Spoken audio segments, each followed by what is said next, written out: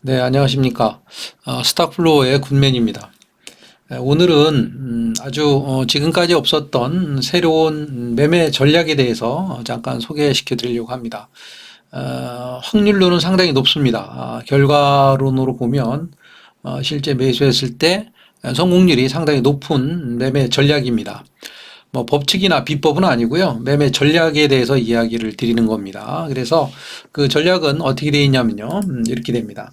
실제 이제 저번 시간에 제가 무엇을 설명을 드렸냐면 이동평균선을 재해석을 해서 매수와 매도의 에너지의 그 균형점을 잡아서 실전 매매하는 방법을 실제 기초 개념과 실전 개념으로 나눠서 동영상을 올려드렸습니다. 자, 이러한 그 이동평균선의 재해석을 통한 에너지 균형점, 이거 아마 영상을 보시면 충분히 이해하시리라 봅니다. 실제 이것만 갖고도 수익을 내는데 좀, 조금 그 참고가 될 만한 내용이고요. 좋은 내용이고요. 그 다음에 또 한 가지는, 보주지표 3개의 절묘한 조합을 통해서, 이게 조건값도 다 공개를 했고, 매매전략도 소개를 했는데, 보주지표 3개의 절묘한 조합을 통해서 실제 매매를 했을 때 성공률이 높은 이런 방법에 대해서 설명을 하고 있습니다. 그래서 오늘은 실제 우리가 매매함에 있어서 이런 그 매수와 매도의 에너지 균형점, 그 다음에 보주지표 3개의 절묘한 조합, 요 두 개를 합쳐서 새로운 매매 방법에 대해서 전략에 대해서 설명을 드리려고 합니다. 그러니까 이 방법은 실제 뭐 기법은 아니고요. 실제 매수 매도를 함에 있어서 하나의 전략적인 부분으로 활용하시면 좋을 것 같습니다. 일단 한번 본론으로 들어가서 한번 보시도록 하겠습니다. 네. 자, 그러면 한번 보겠습니다. 저번 시간에 했던 걸 잠깐 복습을 하면요. 복습을 하면 뭐냐면 세 개의 보조지표, 보조지표가 뭐였냐면 스토캐스틱 슬로우입니다. 스토캐스틱 슬로우. 이거 지수 수치는 다 설명을 드렸고요. 그 앞에 영상을 보시면 나옵니다. 그 다음에 MACD 하고요. 그 다음에 트릭스의 3개의 조합이라고 얘기를 했고요. 위에 것은 단기, MACD는 중기, 그 다음에 트릭스는 이제 장기로 이렇게 수치를 제가 정말 몇 년간 이렇게 연구를 통해서 가장 적절한 수치를 제시한 거기 때문에 저는 이제 이대로 이제 활용하시면 이제 수익이 높다라고 생각을 합니다. 적용하는데 좀 수월하고요. 그래서 보면 이제 제가 드리는 말씀은 뭐냐면 특히 이러한 일단 단기면으로 스토캐스틱이 이렇게 골든 크로스를 냈을 때, 그리고 MACD도 골든 크로스를 냈을 때, 그리고 가능한 트릭스도 이런 하향 추세가 아니라 상승 추세에 있을 때, 어떠한 매수점을 잡는 게 좋다. 이런 말씀을 좀 드렸었고요. 한번 볼까요? 여기는 지금 현재 이렇게 골든 크로스를 내고 있으나, 어때요? 트릭스는 지금 현재 하향 추세를 갖고 있죠. 그러니까 이런 곳에서는 가능한 매수를 안 하는 것이 좋겠죠. 자, 근데 여기를 잠깐 볼까요? 여기를 보면 어떻습니까? 스토캐스틱이 골든 크로스를 좀 내고 있고요. 그 다음에 MACD도 골든 크로스를 내기 직전에 어떠한 그런 옆으로 이렇게 하락이 아닌 옆으로의 추세로 이제 상승을 예고하고 있습니다. 그리고 이제 트릭스에서도 그동안 이렇게 많이 하락해 온 상태에서 지금 하락의 기조에 있는데 이것도 조만간 좀 이렇게 하락이 너무 깊기 때문에 상승의 기조로 돌릴 염려가 있겠다, 돌릴 가능성이 있겠다라고 보는 거죠. 특히 이제 이런 추세에서는 이런 이게 중기와 단기의 추세를 이제 많이 보면 됩니다. 그래서 여기쯤에서 어떠한 매수점을 찾으면 좋겠다라고 하는 힌트를 얻게 되는 거죠.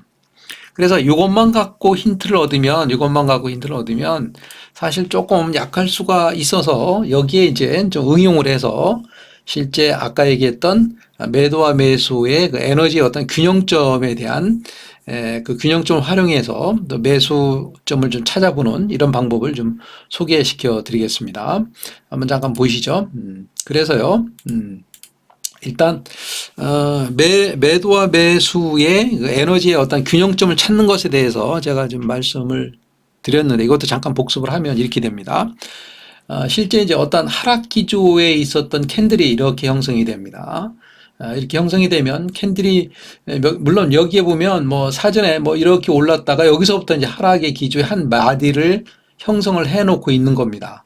그래서 마지막에 봤더니 이 이유는 모릅니다. 이유는 모르고요. 마지막에 봤더니 이렇게 어떤 하락 기조를 돌릴 수 있는 그 양봉의 캔들 모양이 좀 생겼다라고 보는 거죠. 그래서 여기서 여기쯤에서는 어떠한 그 반전이 생기겠느냐, 상승의 반전을 갖고 올 수 있느냐. 자, 그렇다면 우리가 여기를 매수점으로 잡아야 되는지 안 잡아야 되는지에 대한 것을 일단 우리가 그 매도와 매수의 어떠한 그 에너지의 그 균형점을 찾아서 이제 생각을 해보도록 했던 거죠. 그래서 일단 지금 하나, 둘, 셋, 넷, 다섯, 여섯, 일곱, 여덟, 아홉, 열, 열하나, 열둘, 열세, 열네 개, 14개입니다. 그래서 14일입니다. 14일간의 고점과 저점을 이렇게 박스로 한번 처리해 봤습니다. 이 부분입니다. 여기까지 되어 있고요. 그래서 그 다음에 이동평균선을 우리가 5일, 10일, 20일에 대한 고정관념을 갖고 있는데 그게 아니죠. 이 매디가 지금 현재 14개니까 14일의 이동평균선을 넣어보겠습니다. 14일의 이동평균선을 넣을 때 특히 주의할 점이 뭐냐면 이렇게 저번 시간에는 그냥 종가 기준으로 했는데요. 실제 이렇게 음봉이 많으면 이 하락 구간에서 음봉이 많으면 그 이동평균선의 기준을 이제 시가로 잡으시면 됩니다. 시가. 제가 나중에도 설명드리겠습니다만은 시가 기준으로 해서 이동평균선을 잡으면 됩니다. 그래서 이동평균선을 그리니까 이렇게 그려졌고요. 그 다음에 이동평균선의 마지막 캔들이 결국 뭐냐면 14일간의 이 캔들이 갖고 있었던 값들에 대한 평균값이 여기입니다. 그죠? 여기. 그래서 이 부분을 줄을 그어보겠습니다. 이렇게 돼 있습니다. 이렇게 거놓고 이제 우리 그 다음에 생각을 해보는 거죠. 생각을 해봤더니 이 하락의 매디에서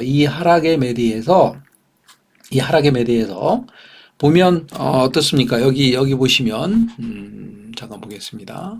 자, 여기서부터 여기까지의 길이 하고요. 여기서부터 여기까지의 길이를 보면 어떻습니까?